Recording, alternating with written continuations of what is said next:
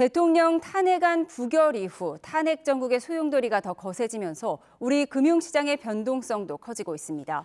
개인이 2조 원 이상 투매에 나서며 코스피는 2,400선, 코스닥 지수는 코로나19 이후 4년 8개월 만에 630선이 무너졌습니다.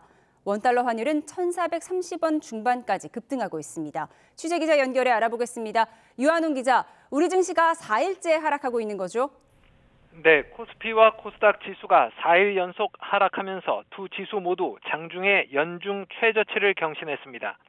외국인과 기관이 동반 순매수를 했지만 개인이 투매에 나서며 지수가 폭락했습니다. 개인은 코스피와 코스닥, 코스피 200 선물에서 모두 2조 원 이상 순매도를 했습니다.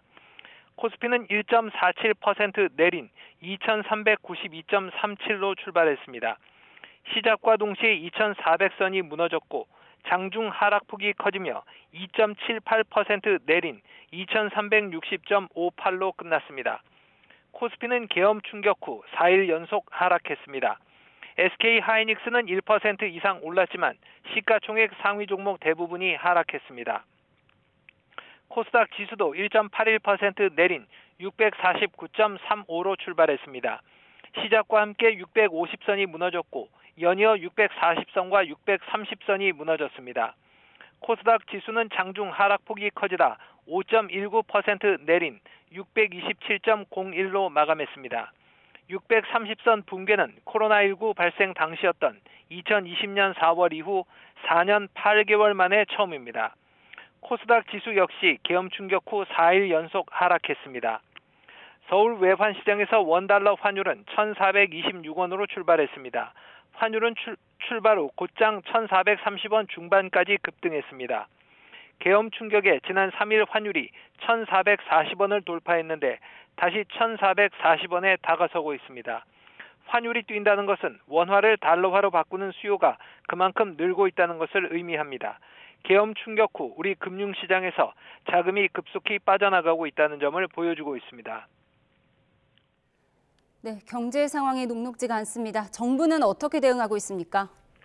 오늘 오전 7시 F4 회의로 불리는 긴급 거시경제 금융 현안 간담회가 열렸습니다.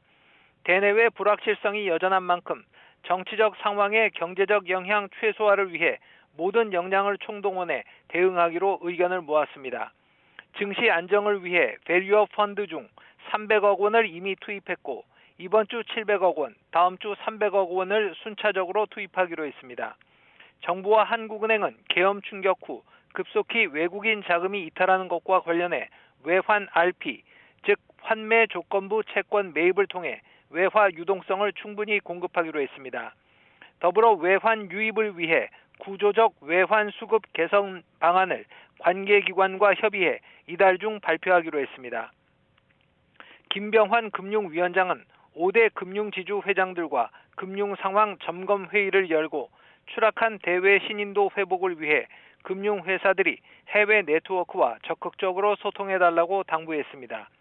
또 환율 상승으로 금융회사들의 건전성이 악화되지 않도록 점검을 강화하고 기업 활동이 위축되지 않도록 자금 운용에도 최선을 다해달라고 말했습니다. 지금까지 YTN 유환홍입니다.